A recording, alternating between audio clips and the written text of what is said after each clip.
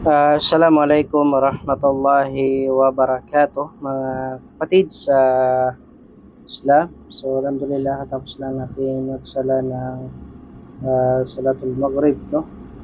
At bilang isang Muslim, alhamdulillah, hindi natin pasalamatan si Allah sapagkat mabot na naman tayo ng gabing ito, no?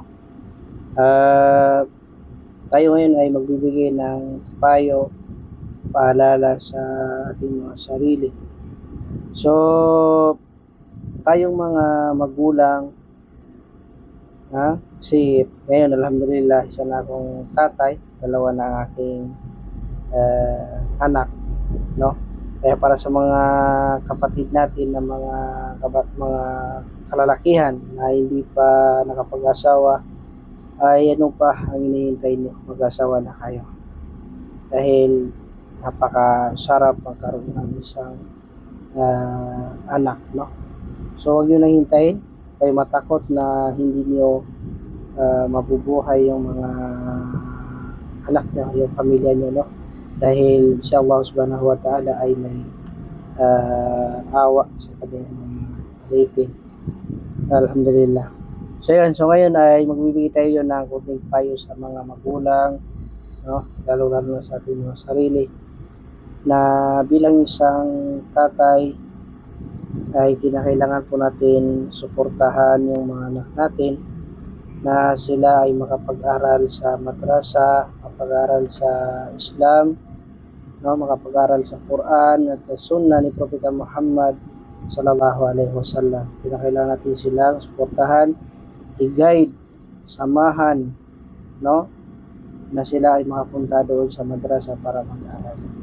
Huwag mong hayaan yung anak mo na lumaki. Huwag natin hayaan yung mga anak natin na lumaki na hindi sila makapag-aral sa madrasa.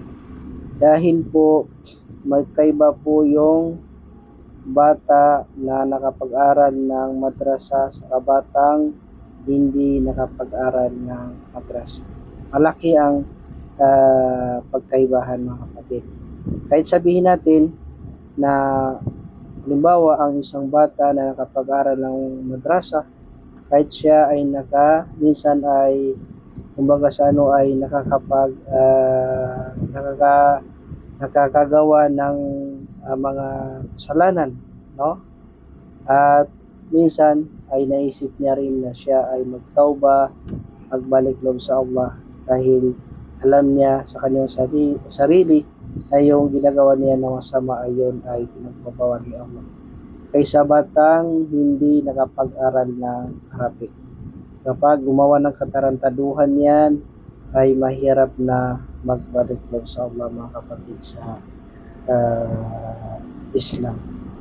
Kaya para sa mga magulang, may mga anak na lalaki, kaya ay babae, ay paaralin po natin yung mga anak natin sa madrasa. Suportahan natin sila, wag natin silang damutan sa gastos para magsaliksik ng Quran sa Sunnah ni Propeta Muhammad sallallahu alaihi wasallam.